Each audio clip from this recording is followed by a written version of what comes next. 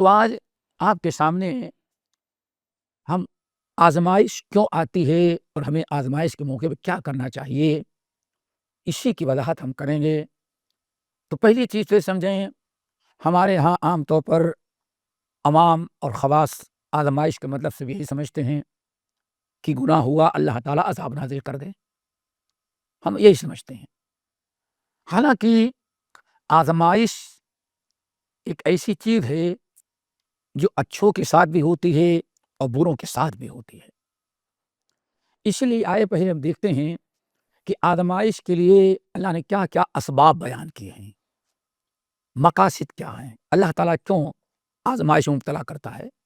کبھی پریشانیاں ہیں، کبھی مشکلات ہیں، کبھی ظالم قوم مسلط ہے، کبھی کاروبار کا معاملہ ہے، کبھی آپس میں دنگے فساد ہیں۔ آخر آزمائش یہ سب کچھ ہیں۔ تو آزمائش کے اسباب کیا ہوتے ہیں، اس کو سمجھ لینے کے بعد بات بہت زیادہ آسان ہو جائے گی۔ سب سے پہلی چیز تو یہ سمجھیں، اللہ تعالیٰ جو آزماتا ہے تو آزمائش خیر کے ذریعے بھی ہوتی ہے اور شر کے ذریعے بھی ہوتی ہے، یہ نقطہ یاد رکھیں۔ آزمائش خیر کے ذریعے بھی ہوتی ہے اور شر کے بھی ذریعے ہوتی ہے۔ یعنی کبھی اللہ تعالیٰ تکلیف، پریشانی، فقر و محتاجگی، ظالم قوم کی ظلم و زیادتی سے آزماتا ہے، ایک آ جاتا ہے شر کے ذریعے آزمائش، اور کبھی آزمائش جو ہوتی ہے خیر کے ذریعے ہوتی ہے۔ اللہ تعالیٰ مال دے دے، دولت دے دے، کچھ پاور دے دے، حکومت، قوت و طاقت آپ کو دے دے، یہ بھی آزمائش ہوتی ہے۔ سب سے بڑا عیب یہ ہے کہ ہم مسلمان سمجھتے ہیں اگر کوئی آفت آئے تو آزمائش ہے، اور کوئی اللہ کا فضل و کرم نعمت ملے تو آزمائش نہیں ہے، حالانکہ دونوں آزمائش ہے۔ یہ نقطہ پہلے یاد رکھیں۔ اللہ تعالیٰ جب خیر کے ذریعے آزماتا ہے، امتحان لیتا ہے، تو شکر چاہتا ہے کہ آپ اللہ تعالیٰ نے اپنے فضل و کرم سے، مال سے، اولاد سے، قوت سے، طاقت سے، حکومت سے، سلطنت سے نوازا اور بڑا فضل و کرم آپ پر کیا، تو آپ اس فضل و کرم کو جائز طریقے پر استعمال کریں اور اللہ تعالیٰ کا برابر شکر ادا کرتے ہیں۔ پاور، قوت و طاقت، مال و دولت، آل اور اولاد، اچھی جائیداد پراپرٹی پا کر کے اللہ کی ناشکری، نافرمانی نہ کریں، یہ بڑی خطرناک چیز ہے، یہ سمجھے پہلے۔ اسی لیے سنن ترمذی وغیرہ کی حدیث نبی علیہ السلام نے ارشاد فرمایا، لوگو لکل امت فتنہ وفتنۃ امتی المال، اے لوگو تم سے پہلے جتنی امتیں گزری ہیں، ہر امت اور ہر قوم کے لیے، قوم کے آزمائش اور امتحان کے لیے اللہ نے کوئی نہ کوئی خاص چیز مقرر کر رکھی تھی۔ اس کو آپ اس طرح سے سمجھیں، آدم علیہ السلام کی آزمائش اللہ نے کس میں کیا؟ اللہ اکبر، پورے جنت کے درخت کھاؤ پیو جو چاہو رہو۔ دیکھیں اللہ نے کیسے امتحان لیا، پورے جنت میں جو چاہیں کھائیں پیئیں رہیں آپ، کوئی رکا نہیں۔ ولا تقربوا ھذا، ایک درخت ہے اس کے قریب نہیں جانا۔ دیکھیں آدم علیہ السلام اتنی نعمتیں دے کر کے، جنت کی ہر نعمت، ہر چیز اللہ نے اجازت دے دی، بس ایک درخت ہے اس کے قریب نہیں جانا۔ دیکھیں اللہ نے آدم کو آزمایا کہ آدم کہاں تک کام ڈٹے رہتے ہیں، لیکن شیطان جب پیچھے لگا ہوا تھا، اور پوری جنت میں اربوں خربوں جو درخت تھے چھوڑ کر کے، جس درخت سے اللہ نے منع کیا تھا آدم کو کہ اس کے قریب نہیں جانا، ابلیس بدبخت نے سے اسی کی فضیلت بیان کی۔ یہی ہے آزمائش، اور اتنی فضیلت بیان کی کہ آدم کا پیر ڈگمگا گیا، حوا جو ہے للچا گئی، پھسل گئی۔ اتنا سب کچھ ہوتے ہوئے اللہ فرماتے ہیں فلم نجد لہ عزما، قصد اور ارادے کا پکا نہ پایا میں نے آدم کو، ہم نے منع کیا۔ دیکھیں اے آزمائش تھی، فتنہ تھا، پھر آزمائش تھی۔ حوا توڑ کر کھلائیں، کھائیں اور آدم کو کھلایا، یہ تھی آزمائش۔ دیکھیں یہاں اللہ نے آزمایا، خیر اور شر دونوں کے ذریعے۔ آدم علیہ السلام کے دونوں بیٹوں کو آزمایا، ایک عورت ایک لڑکی کے ذریعے۔ ذرا دیکھو دوستو، آزمائش ہم یہی سمجھتے ہیں جہاں غیر قوموں پر مسلط ہو جائے یا اللہ تعالیٰ ہمارا مال چھین لے، اولاد وہی آزمائش نہیں، فتنہ ہے میرے بھائی، آزمائش۔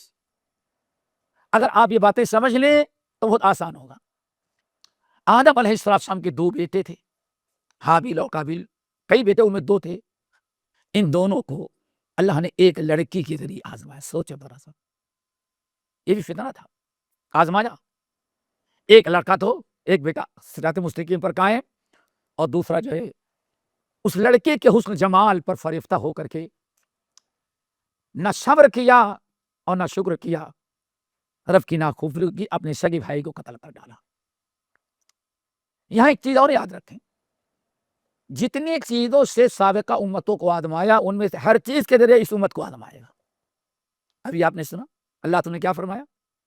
اللہ اکبر، ما ترکت بعدی فتنة علیکم اضر من النساء من فتنة النساء۔ لوگوں میں دنیا سے جاؤں گا، لیکن سب سے بڑا فتنہ آزمائش جس کے لیے تمہیں آزمائے گا، سب سے زیادہ بڑی آزمائش جس کا مجھے سب سے زیادہ ڈر ہے تم پر، وہ عورتوں کا فتنہ ہوگا، عورتوں سے تمہیں آزمائے گا۔ دیکھیں دوستو، آج دنیا کہاں سے کہاں تک پہنچ گئی، کتنے ملک کتنی قومیں صرف عورتوں کے پیچھے تباہ ہو رہے ہیں، کتنے نوجوان، کتنے گھر اجڑ رہے ہیں، یہ فتنہ ہے۔ اللہ نے عورتوں کو پیدا کیا، آپ کو حلال بیوی دی ہے، یہ آپ کی قسم کی آزمائش ہے، ایک قسم کی آزمائش تھی۔ اس کے لیے ہمیں چاہیے تھا کہ فوراً ہم توبہ کرتے اس کے، یہ آزمائش تھی۔ آگے بڑھیں، نوح علیہ السلام کی قوم کو آزمایا۔ ان کو کیسے آزمایا دوستو؟ وہ بھی بڑی داستان ہے۔ 5 درگاہوں، 5 ولیوں کے ذریعے آزمایا، ود، سوا، یغوث، یعوق و نصر۔ سورت نوح کی یاد دیکھیں، وہاں آزمایا کہ تم توحید پر قائم رہتے ہو یا ان کی درگاہ کا سجدہ کر کے، شرک کر کے آزمائش میں مبتلا ہو جاتے ہو۔ ہر قوم کو اللہ نے آزمایا۔ آپ نے فرمایا وہ فتنۃ امتی المال، اور میرے امت کے لیے سب سے بڑی آزمائش، یہی سمجھنا ہے آپ کو، لکل امت فتنہ، ہر امت کے لیے ایک مخصوص چیز تھی جس کے ذریعے اس کو آزمایا، امتحان لیا کہ یہ دین پر قائم رہتا ہے، دین پر قائم نہیں رہتا۔ ہر قوم کے لیے، آدم کو درخت کے ذریعے، حابیل و قابیل کو عورت کے ذریعے، نوح علیہ السلام کی قوم کو ولیوں کے ذریعے، اللہ اکبر، ایسے اب چلے آئے، ہر قوم کو کوئی نہ کوئی خاص چیز اللہ نے آزمائش کے رکھی تھی، اور فرمایا اور میری امت کو سب سے زیادہ اللہ تعالیٰ آزمائے گا تو مال کے ذریعے۔ لکل امت فتنہ وفتنۃ امتی المال، اللہ میری امت کو آزمائے گا مال دے کر کے۔ اور مال 2 طرح سے، نمبر 1 مال دیا، اللہ تعالیٰ کا شکر ادا کرتا ہے کہ نہیں، دین پر قائم ہے یا نہیں، یا کہ مال پانے کے بعد ساری برائیوں کے راستے کھول لیتا ہے، وہ بڑی آزمائش ہے دوستو۔ اور آج اسی کو سمجھتے نہیں، کتنی عجیب سی بات ہے، اللہ اکبر، منبر ہے، صحابہ کرام کا زمانہ ہے، حضرت عبد الرحمن بن عوف رضی اللہ تعالیٰ عنہ، عشرہ مبشرہ کے صحابی، افطار کے لیے بیٹھے، کتنی پیاری بات کہی، رونے لگے افطاری دیکھ کر کے، اور کہا ابتلینا بالسراء والضراء فصبرنا، پہلے تو اللہ نے ہم لوگوں کو سارا مال چھین کر کے ہمیں غریب فقیر بنا کر کے ہمارا امتحان لیا۔ اللہ کو سوچو، یہ دین کی فہم ضروری ہے دوستو۔ آج آدمی جو پاگل ہو جا رہا، اپنے دین کو چھوڑتا جا رہا ہے، آزمائش کا مطلب فتنہ کا مطلب نہ سمجھنے کی وجہ سے۔ دیکھیں، مدینے کے، مکے سے یہ سارے لوگ نکالے گئے، گھر ضبط کر لیا گیا اسلام کے لیے، اولاد چھین لی گئی، جائیداد پراپرٹی ہڑپ کر لی گئی، ایک جوڑا کپڑا پہن کر کے نکلے۔ اب جب مدینہ آئے تو ادھار پر اس دکان والے سے سامان لیتے، صبح چلے جاتے، دکان والے سامان لیتے، دکان والا پیسہ مانگتا، نہیں سب پیسہ نہیں میرے پاس، آپ ابھی اپنا مال دے دیں، مارکیٹ میں شام تک بیچوں گا، جتنا سامان بک جائے گا آ کر کے ہم اس حساب سے آپ کی قیمت ادا کر دیں گے، اور جو منافع ہوگا میں لے لوں گا۔ اللہ اکبر، آپ ذرا سوچیں، عبد الرحمن بن عوف جس کا یہ مقام و مرتبہ، اللہ نے کیسے آزمایا، ایمان لانے کے بعد ہجرت کرنی پڑی، ساری جائیداد پراپرٹی مکے والوں نے ضبط کر لیا، ایک جوڑا کپڑا پہن کر کے آئے، یہ آزمائش تھی خوشحالی کی۔ مدینہ پہنچے تو میں نے کہا کہ یہ بس ننگے پیر پریشان حال اس دکان والے سے کچھ سامان لیتے، جا کر کے مارکیٹ میں بیچتے، کچھ دو چار پیسہ ملا، پھر آ کر کے دکان والے کا قیمت ادا کی، لے بھائی اپنی سامان کی قیمت، پھر اور سامان لیتے، اس طرح سے دن بھر مارکیٹ میں اندر کام کرتے ہیں۔ ایک زمانہ وہ آیا کہ اللہ تعالیٰ نے جب مال چھین کر کے آدمایا تو اب مال دے کر کے آدمانا چاہا۔ مال دولت کے دروازے حضرت عبد الرحمن بن عوف کے لیے کھول دیے، مالدار صحابہ کرام ان کا شمار ہوا، کاروبار، بزنس، غلام، مویشی، بہت ساری مدینے کے مالدار ترین لوگوں میں سے ہو گئے۔ جب مال اتنا زیادہ آ گیا تو رو رہے ہیں، لوگوں نے کہا کیوں رو رہے ہو؟ اللہ کے رسول دنیا سے گئے، تم سے خوش تھے، جنت کی بشارت آپ کو ہے، آپ نے ہجرت کیا، ایمان لائے، آپ کیوں رو رہے ہیں؟ دعا کرو ہم سب کو اس کا احساس ہو۔ کہا بھائی رونا اس بات پر ہے، ابتلینا بالضراء، فقر و محتاجگی، پریشانی سے آزمایا اللہ نے، الحمدللہ اس میں صبر سے کام لیا، ہم کامیاب ہو گئے، ایک امتحان تو پاس کر لیا، ایک آزمائش میں کامیاب اترے، اب مال دے کر کے اللہ دوسری آزمائش کا دروازہ کھول دیا ہے، پھر سراں، اب خوشحال بنا کر کے تجارت، بزنس، کاروبار، مال و اولاد، اب سب دے کر کے اللہ تعالیٰ ہم کو آزماتا ہے۔ اب ہم دین پر قائم رہتے ہیں، اللہ تعالیٰ کا شکر ادا کرتے ہیں یا ناشکری کرتے ہیں۔ دیکھیں دوستو، آج ہم مسلمان اس کو آزمائش نہیں سمجھتے۔ بہرحال جب آپ نے سمجھ لیا، اسی طرح سے آپ چلے آئیں، تو سب سے پہلی آزمائش فتنہ کہا جاتا ہے، فتنہ اور آزمائش۔ ایک آزمائش کا طریقہ تو یہ ہے کہ اللہ تعالیٰ مال و دولت دیتا ہے، اولاد دیتا ہے، ہمیں خوشحال بناتا ہے، کاروبار، تجارت، بزنس، آمدنی خوب بڑھ جاتی ہے۔ جب اللہ تعالیٰ اتنا مال و دولت دیتا ہے تو دو چیزیں ہمیں کرنی چاہیے۔ اگر آزمائش میں مال دے کر کے اللہ نے آزمایا تو اب ہمیں دو چیزیں کرنی چاہیے۔ نمبر ایک، ہمیشہ اس مال و دولت کو اللہ کا فضل سمجھنا چاہیے اور اللہ تعالیٰ کا شکر ادا کرے۔ ھذا من فضل ربی، ھذا من فضل ربی، سلیمان علیہ السلام کہتے ہیں یہ سب کچھ جو ہمیں ملا ہے میرے رب کا فضل و کرم ہے، اللہ تعالیٰ کا شکر ادا کریں، مال کے حقوق ادا کریں۔ نمبر دو، ہمیں چاہیے کہ ہم شکر کرتے ہوئے دین پر قائم رہیں، مال و دولت پا کر کے دین سے دور نہ ہو جائیں، یہ ہماری آزمائش ہے اگر ہم خوشحال بنائے تب۔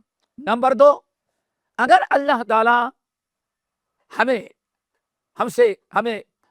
مصیبت، صحت چھین کر کے بیماری مبتلا کر دے، مال و دولت لے کر کے فقر و فاقے میں مبتلا کر دے، کاروبار ڈاؤن ہو جائے، تو یہ اللہ تعالیٰ کی طرف سے دوسری آزمائش ہے، یہاں ہمیں صبر کرنے کی ضرورت ہے۔ دوستو دیکھیں، آج مسلمان ہر ایک کو مصیبت سمجھ لیتا ہے، اللہ ہمارے ساتھ کیوں کر رہا ہے، اللہ ہمارے ساتھ کیوں کر رہا ہے؟ نہیں، اللہ تعالیٰ کر رہا ہے تاکہ ذرا تم صبر کا مظاہرہ کر کے دیکھ، اپنی اصلاح کرو، صبر کر کے دکھاؤ۔ وَلَنَبْلُوَنَّكُمْ بِشَيْءٍ مِّنَ الْخَوْفِ وَالْجُوعِ وَنَقْصٍ مِّنَ الْأَمْوَالِ وَالْأَنفُسِ وَالثَّمَرَاتِ وَبَشِّرِ الصَّابِرِينَ۔ ایسے موقع پر اللہ تعالیٰ چاہتے ہیں کہ ہم صبر کا مظاہرہ کریں۔ تو دوستو یہ دو چیزیں، پہلی آیت ہے، اس کا قرآن پاک میں کئی مقام پر ہے، اللہ نے ارشاد فرمایا وَقَطَّعْنَاهُمْ فِي الْأَرْضِ أُمَمًا مِّنْهُمُ الصَّالِحُونَ وَمِنْهُمْ دُونَ ذَلِكَ وَبَلَوْنَاهُمْ بِالْحَسَنَاتِ وَالسَّيِّئَاتِ۔ دیکھیں، وَبَلَوْنَاهُمْ، اور ہم نے ان کو آزمائش میں مبتلا کیا، ہم نے ان کو آزمایا، امتحان لیا، فتنوں میں مبتلا کیا، مال کے فتنوں میں، خوشحالی کے فتنوں میں۔ کیا مقصد تھا؟ لعلہم یرجعون، تاکہ میرے بندے میری طرف لوٹے۔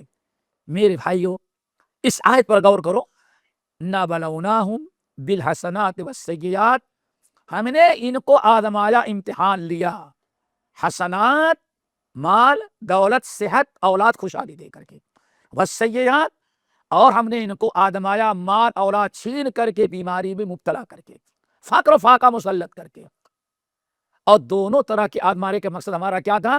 ان کو سزا دینا نہیں تھا، ان پر ناراض ہم نہیں تھے، بلکہ لعلہم یرجعون، میرا مقصد یہ تھا لعل آتے وجہ ہم نے ان کو آزمایا حسنات و سیئات کے ذریعے لعلہم یرجعون، تاکہ میری طرف واپس لوٹیں۔ کیا مطلب ہے؟ شکر کے ذریعے اور صبر کے ذریعے ہماری طرف رجوع کریں۔ دوستو، جو بھی نعمت ملے فوراً سمجھ جاؤ کہ اللہ تعالی ہمیں ہمارے صبر اور شکر کا امتحان لے رہا ہے۔ صبر کریں گے تو ان اللہ مع الصابرین، اور شکر ادا کریں گے تو لازیدنکم، اور اللہ تعالیٰ تم کو مال و دولت خوشحالی سے نوازے گا۔ نمبر 2، یہ تو آپ سمجھ گئے کیا مقصد ہے؟ لعلہم یرجعون، بلوناہم وبلوناہم بالحسنات والسیئات لعلہم یرجعون۔ آپ سے اللہ ناراض نہیں ہے، آپ پر غضبناک نہیں ہے، بس اللہ آپ کا امتحان لے رہا ہے کہ آپ صبر و شکر کا مظاہرہ کرتے کہ نہیں کرتے۔ لعلہم یرجعون۔ نمبر 2 میرے بھائیوں، اللہ تعالی سچے اور جھوٹے کے درمیان فرق کرنے کے لیے، اس کی وضاحت کے لیے اللہ تعالی کبھی آزماتے ہیں ہمیں خوشحال بنا کر کے، اور کچھ آفتیں بلائیں اور مصیبتیں اتار کر کے۔ مقصد کیا ہوتا ہے میرے بھائی؟ آزمائش کا مطلب کہ اللہ تعالیٰ آپ سے ناراض ہے۔ جیسے آج بہت سارے مسلمان کہتے ہیں بھائی اللہ کے فضل سے 5 وقت کی نماز بھی پڑھتے ہیں، میری بیوی بھی پڑھتی ہے، بچے بھی پڑھتے ہیں، بچیاں بھی ہر وقت قرآن پڑھتی ہیں، دعائیں بھی کرتے ہیں، ہم لوگ تہجد کی نماز بھی پڑھتے ہیں، لیکن پھر بھی پتہ نہیں اللہ تعالیٰ ہماری پریشانی کیوں نہیں دور کرتا ہے۔ آپ کیوں نہ کریں؟ یہی کیوں کی آزمائش ہے، یہی اصل میں دھوکہ ہوتا ہے دوست۔ اللہ تعالیٰ پورے گاؤں والوں پر، پوری قوم پر مصیبت ڈال دی ہے، آزما رہا ہے۔ آپ بہت اچھے ہیں اور گاؤں کے لوگوں میں کچھ اچھے ہیں کچھ برے ہیں، اب اللہ تعالیٰ آزماتے ہیں ان میں سچے مسلمان کون ہیں اور فسوسے اور ڈامک ڈور والے مسلمان کون ہیں۔ دیکھیں آج واقعی جتنے ہمارے ساتھی اس وقت سن رہے ہیں غور کریں، آج اسلام کو، مسلمانوں کو غیروں سے اتنا نقصان نہیں پہنچ رہا جتنا نقصان آج ہمیں اپنے کلمہ پڑھنے والوں سے ہو رہا ہے۔ آپ دیکھ لیں، اگر ایک مسلمان ملک، ایک ملک جہاں مسلم غیر مسلم ہے، مسلمانوں بلائے تو آپ تو یہ کہہ دیتے کہ ہاں بھائی غیر قوم ظلم کر رہی ہے، لیکن کون سا مسلمان ملک ہے جو مصیبتوں میں، بلاؤں آفتوں میں نہ پھنسا ہوا؟ آپ بتائیں۔ وہاں تو کوئی غیر قوم نہیں، وہاں تو ہم آپس میں۔ تو بات اصل ہی ہے، ہر نبی علیہ الصلوۃ والسلام کا زمانہ دوستو سب سے زیادہ خیر و برکت کا تھا، سب سے زیادہ خیر و برکت کا تھا، اور سب سے اعلیٰ درجے کے مسلمان اللہ موجود ہے، اللہ تو خود موجود ہے۔ لیکن اللہ نے فرمایا ذرا ہوشیار رہیے گا، آپ کے پاس جتنے لوگ بیٹھتے ہیں، جتنا آتے جاتے ہیں، وہ سب خیری، اس میں کچھ شر پسند بھی ہیں، برے لوگ بھی موجود ہیں۔ یخادعون اللہ وهو خادعهم، اللہ کو بھی دھوکہ دیتے، مسلمانوں کو دھوکہ، نبی کو بھی دھوکہ دے رہے ہیں۔ کیوں؟ بظاہر کلمہ پڑھتا ہے۔ دوستو جب آپ نے سمجھ لیا کہ ہمارے مسلم معاشرے کے اندر اچھے بھی ہوتے ہیں، اخلاص کے لیے، مسلمانوں کے لیے، دین کے لیے، شریعت اسلامیہ کے لیے مخلص ہوتے ہیں، اور ہمارے ہی درمیان کچھ ایسے بھی لوگ ہوتے ہیں جو اسلام اور مسلمانوں کی جڑ اکھیڑنے والے ہوتے ہیں، غیروں کے ایجنٹ ہوتے ہیں، وہ ہمارے اندر رہ کر کے اسلام کو نقصان پہنچاتے ہیں۔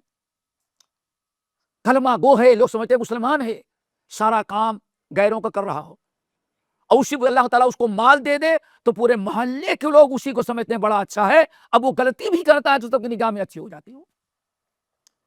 اب ہمارے اندر وہ کون سے لوگ ہیں جو ہمیں نقصان پہنچاتے ہیں؟ اسلام کے نام پر مسلمان بن کر کے ہمارے اندر گھس کر کے رہتے ہیں، لیکن ہمیں یہ پتا نہیں کہ یہ کیسا ہے، مخلص ہے یا یہ مضر ہے۔ اللہ نے فرمایا یہ آپ لوگوں کو پتا نہیں چلتا۔ اللہ تعالیٰ اس چیز کو واضح کرنے کے لیے اللہ تعالیٰ آزماتے ہیں، ہمارے اوپر کوئی مشکلات نازل کرتے ہیں، تاکہ مسلمانوں کو معلوم ہو جائے کہ ہاں فلاں فلاں نقصان دہ ہے، اس سے آدمی ہوشیار ہو جائے۔ یہ بڑی اہم چیز ہے دوستو، سمجھو اس کو۔ فرمایا اللہ رب العالمین نے सूरत अनकबूत की आयत, अलिफ लाम मीम अहसिबन्नासु अन युतरकू अन यकूलू आमन्ना वहुम ला युफ्तनून वलक़द फ़तन्ना अल्लज़ीना मिन क़ब्लिहिम फ़लयअलमन्ना अल्लाहु अल्लज़ीना सदक़ू व लयअलमन्ना अल-काज़िबीन। देखा आपने, ये नुक्ता आप याद रखें। अल्लाह फरमाते हैं कलमा पढ़ने वालों, जो भी कलमा पढ़ें, क्या ये समझ रखे हैं ऐसे उनको छोड़ देंगे, हम उनको आजमाएंगे नहीं? देखें कैसे आजमाएगा, मुश्किल मुश्किल अहकाम फर्ज करके, जिहाद का हुक्म दे करके, बहुत तरह कई अंदाज से अल्लाह आजमाएगा। अल्लाह फरमाते हैं तुमसे पहले भी जितने लोग गुजरे हैं हमने सबको आजमाया था, तो आपको भी आजमाएंगे। मकसद क्या है? फलयअलमन्नल्लाहुल्लज़ीना सदक़ू व लयअलमन्नल काज़िबीन, ताकि अल्लाह वाज़ेह कर दे तुम्हारे दरमियान कौन सच्चा मुसलमान है, कौन मुसलमानों के मुखालिफ। गर्चे मुसलमान घर में पैदा हुआ लेकिन है इस्लाम का दुश्मन। वो मुस्लिम मुआशरे में हमेशा ऐसे लोग पाए जाएंगे।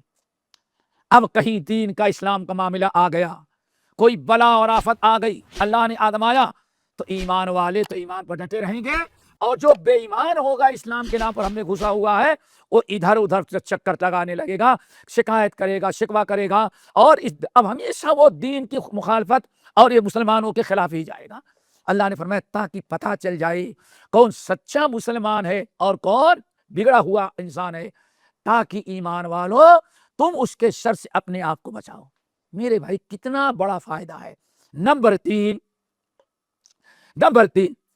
अल्लाह अकबर, कभी जंग ओहद है, सूरह आल इमरान, जंग ओहद हिजरत के तीसरे साल मैदान ओहद में जंग हुई,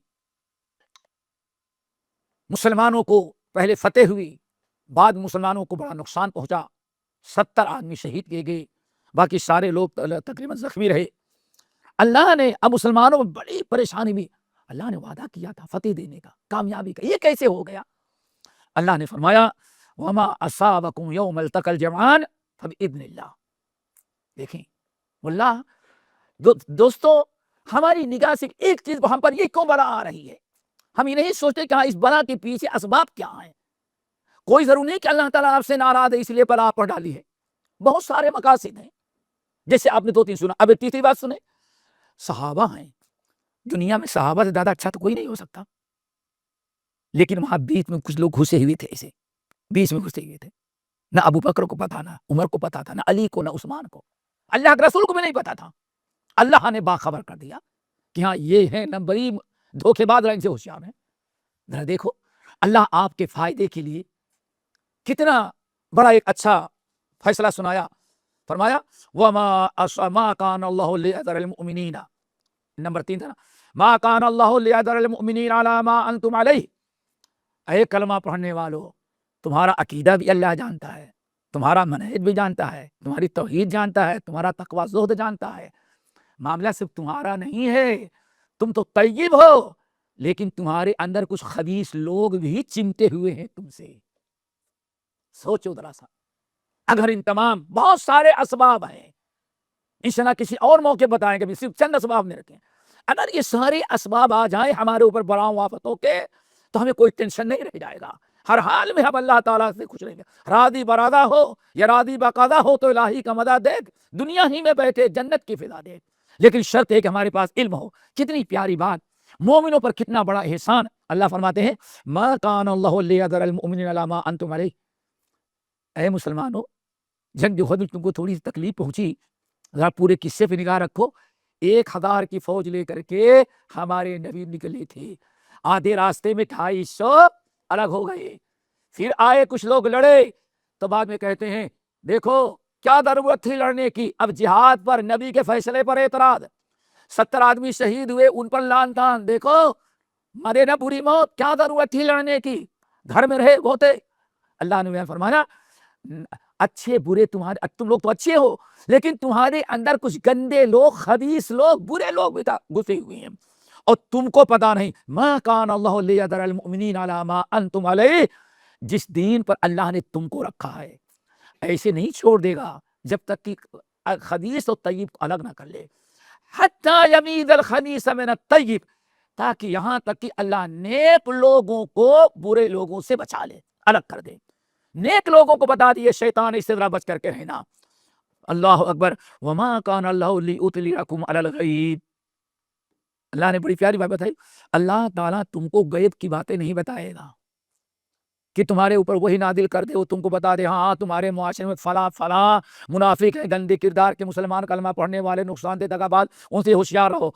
अल्लाह ताला ऐसे नहीं बताएगा, बल्कि अल्लाह रब्बुल आलमीन ने इस तरह से मैदान जंग में लोगों को जब शिकस्त हुई, तकलीफ में आए, तब खुल करके आ गई, क्या जरूरत थी लड़ने की। अल्लाह के ने फरमाया जंग ओहद के मौके पर हमने मुसलमानों को थोड़ा सा नुकसान पहुंचा दिया ताकि पता चल जाए इसमें सच्चे मुसलमान कौन थे और खबीस गंदे लोग कौन थे, मुनाफिकीन कौन थे। तो मेरे भाइयों, हमें हर हाल में अल्लाह ताला के फैसले में खुश रहना चाहिए। आजमाइश जो आती है इम्तिहान है, लियमीज़ अल्लाहुल खबीस मिनत तय्यिब, ताकि खबीस लोगों को नेक लोगों से अलग कर दे, जुदा कर दे, ताकि मुस्लिम माशरे में अंदर से कोई मुनाफिक मुसलमानों को, इस्लाम को नुकसान ना पहुंचा सके। और फिर मैं कहूँगा, जरा देखेंगे, आज मुसलमान मुल्क होगा, मुसलमान हाकिम होगा, मुसलमान वजीर दाखिला होगा, वजीर, पूरी बागडोर मुसलमानों के हाथ में है, लेकिन उनमें कुछ गंदे किरदार के लोग होते हैं, खबीस तय्यब के साथ खबीस घुसे हुए हैं। इसलिए आज तक हमेशा मुस्लिम मुल्कों को या मुस्लिम उम्मत को नुकसान पहुंचता है तो अपने ही को, जिसको किसी के घर को आग लग गई घर के चिराग से। ये हमें समझना चाहिए कि आजमाइश आई है तो अल्लाह खरे खोटे खबीस और तय्यब की का वो देखना, फैसला करना चाहिए। नंबर 4, अल्लाह ने फरमाया मा असाबकुम यौमल तकल जमआन, जंग उहद में जो तुम्हें नुकसान, दोनों जमातें कुफ्र के इस्लाम के इकट्ठा हुई, तो उस मौके पर अल्लाह रब्बुल आलमीन ने जो तुम्हें नुकसान पहुंचाया, मकसद ये था वलियअलमल मुमिनीना वलियअलमल मुमिनीना वलियअलमल लदीना फकू, ताकि अल्लाह ताला देख ले और वाज़ेह कर दे, सारे मुसलमान मदीना तैयबा को देख ले कि हमारे अंदर असली ईमान वाले कितने हैं और ये झूठे दगाबाज हमारे अंदर कैसे घुसे थे। अल्लाह ने फरमाया हमने इस चीज को वाज़ेह कर दिया जंगे उहद के जरिए। जरा सोचो, 70 को नुकसान तो हुआ, लेकिन अगर अल्लाह ताला उन मुनाफिकों से वाज़ेह न कर देता तो पता नहीं आइंदा शायद कि पूरे मदीने तैयबा को नुकसान पहुंच सकता था। तो ये आजमाइश में देखे, हमेशा अहले ईमान का फायदा ही होता है, अहले ईमान का कोई नुकसान नहीं होता, लेकिन आजमाइश आती है तो पूरे मुआशरे पर आती है। अल्लाह अकबर। नंबर 5, वो भी याद रखो, देखो सूरह अंबिया की आयत, कुल्लु नफ्सिन ज़ाइक़तुल मौत, कुल्लु नफ्सिन ज़ाइक़तुल मौत वनब्लूकुम बिश्शर्रि वल खैरि फितना व इलैना युरजऊन। वनब्लूकुम, यहां गौर करें, आज कहते हैं भाई सारी परेशानियां मुसलमानों ही पर क्यों आ रही है, सारी बुराइयां दूसरी कौमें कर रही है, अल्लाह ने उनको इतने छूट दे रखी है। छूट क्या दी है, वो तो निकल चुके हैं, एक ही अदाब थोड़ी होता है। इस वनब्लूकुम, ए कलमा पढ़ने वाला, हम तुम्ही को आजमाएंगे, तुम्हारा इम्तिहान लेंगे। और जो फेल हो चुके हैं अल्लाह की आजमाइश में, उनको तो वैसे ही अल्लाह ने रादे दरगाह कर दिया। कहते दूसरों पर क्यों नहीं अदाब आ रहा है, बेहयाई है, बेपर्दगी है, सारी हराम का अल्लाह का इनकार भी है, उन पर तो कोई मुसीबत नहीं, बरकत गिरती है तो बेचारे मुसलमानों पर, जैसे अल्लामा इकबाल कहते थे, बरकत गिरती है तेरी रहमत अगियार के काशानों पर, बरकत गिरती है तो बेचारे मुसलमानों पर। सारी कौमें ऐश करें और मुसलमान परेशान हो, उनको तो छोड़ दिया है। लेकिन अल्लाह रब्बुल आलमीन ने किया क्या, तुम्हारे अंदर ऐसे गंदे किरदार वाले 2 किस्में लोग तुम्हारे अंदर हैं, एक तो मुनाफिकीन गंदे किरदार के लोग, और नंबर 2 हैं कलमा लोग, लेकिन बुराइयों में मुब्तला हैं, बुराइयों पर बुराइयां करते जा रहे हैं, साल साल हो जाते नमाज नहीं पढ़ते, नापाक है तो नापाकी रह जाते हैं, कीमतें वो कर रहे हैं, चुगली वो कर रहे हैं, सूद वो खा रहे हैं। मुनाफिक तो नहीं है लेकिन बुरे लोग हैं, 2 तरह के हैं, एक तो बुरे लोग मुनाफिकीन, इस्लाम के दुश्मन तुम्हारे दरमियान है, और नंबर 2 तुम्हारे दरमियान मुनाफिक तो के अलावा कुछ ऐसे लोग हैं जो इस्लाम की पाबंदी नहीं करते, शरीयत की पाबंदी नहीं करते, नमाज के हैं, न रोजे के, न शरीयत के एहतमाम करते हैं, न औलाद की सही तरबियत करते हैं। अल्लाह फरमाते हैं इसीलिए मुसलमानों वनब्लूकुम, हम तुमको खैर और शर दोनों के जरिए आजमाएंगे। कुल्लु नफ्सिन ज़ाइक़तुल मौत वनब्लूकुम बिश्शर्रि वल खैरि फितना, हम आजमाएंगे शर के जरिए और खैर के जरिए। मकसद क्या है कि व इलैना युरजऊन, اور تم سب کو ہمارے ہی طرف پلٹ کر کے آنا ہے۔ تو دوستو، آپ کو چاہیے کہ پہلے سمجھیں کہ آزمائش کا مقصد اور آزمائش کا مطلب کیا ہوا کرتا ہے۔ نمبر 6 بڑی اہم چیزوں بھی ہے، یہاں بھی اللہ نے مسلمانوں کو خاص خطاب کیا، کسی کافر کو نہیں۔ سورہ بقرہ کی آیت وَلَنَبْلُوَنَّكُمْ بِشَيْءٍ مِّنَ الْخَوْفِ وَالْجُوعِ وَنَقْصٍ مِّنَ الْأَمْوَالِ وَالْأَنفُسِ وَبَشِّرِ الصَّابِرِينَ۔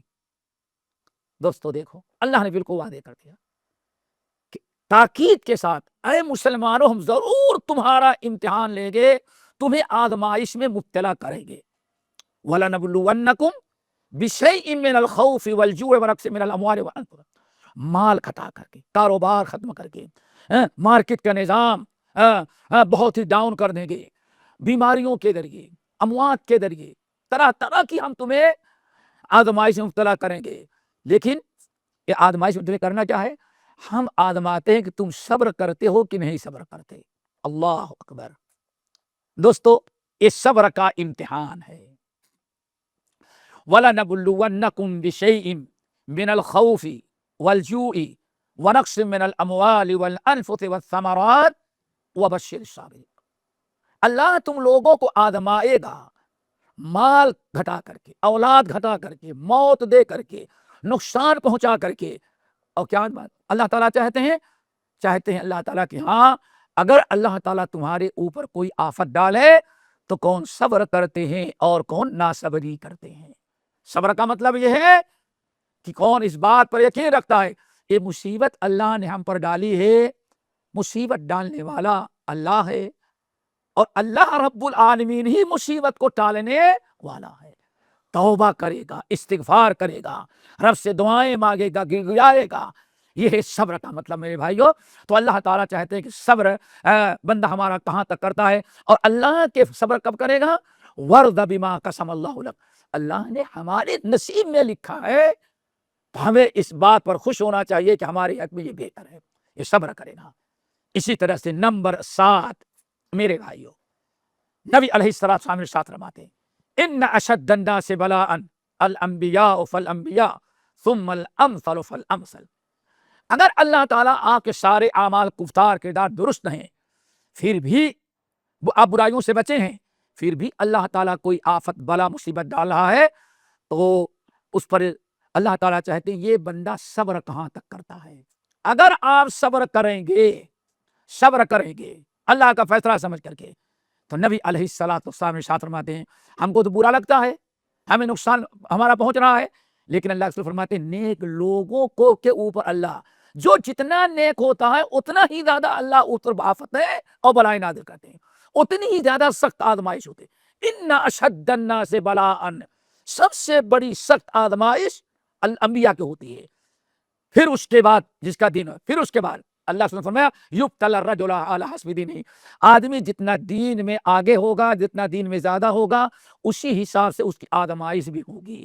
جس کا دین کم ہے اس کو چھوٹی سی مصیبت آزمائش، اور جس کا دین زیادہ ہوتا ہے اللہ تعالیٰ دین اگر زیادہ ہے، جتنا دین بڑا آپ کا زیادہ ہوگا اتنی بڑی آزمائش ہوگی۔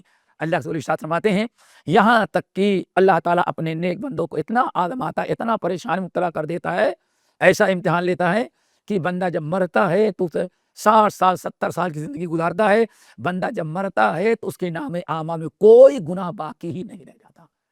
اب آپ بتائیں، اس کی مثال یہ ہے کہ ایک گندا کا آدمی ہے، پڑا ہوا ہے کم وقت، شرابی کبابی بے دین روڈ پر پیشاب بھی کرتا ہے، سنداز بھی کرتا ہے، گندا بھی ہے، اسی گندگی میں زندگی گزار رہا ہے، تو گندا ہی ہے۔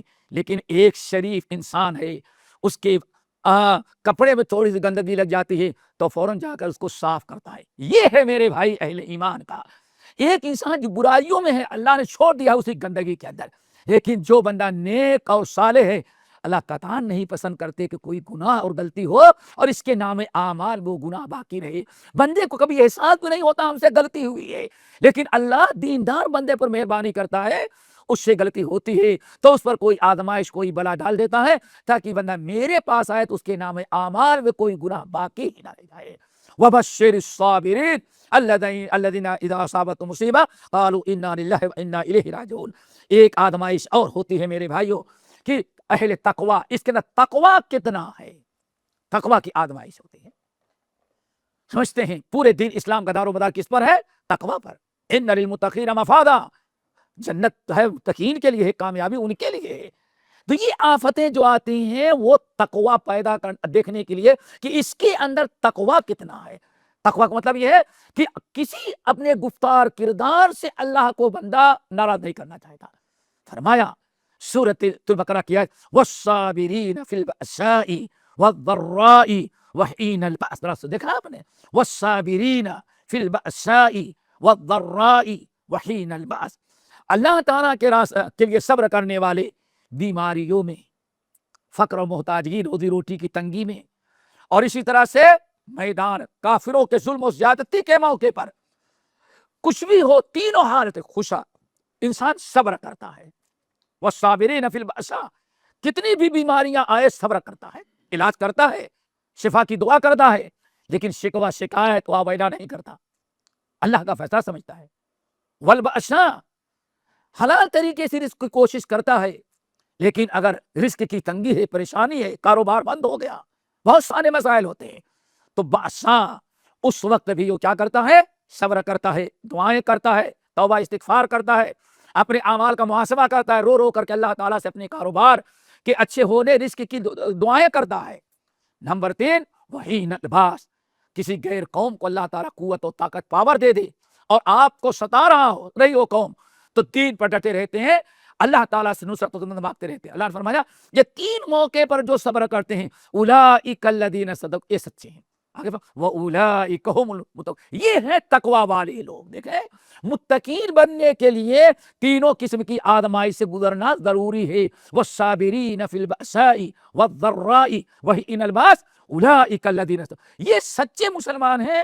وَأُولَٰئِكَ هُمُ الْمُتَّقُونَ، اللہ نے فرمایا یہی حقیقت میں متقین ہے. اور جہاں تقوی آ گیا ان للمتقین مفازا حدائق وعنابا وکواعب اترابا وکأسا دہاقا.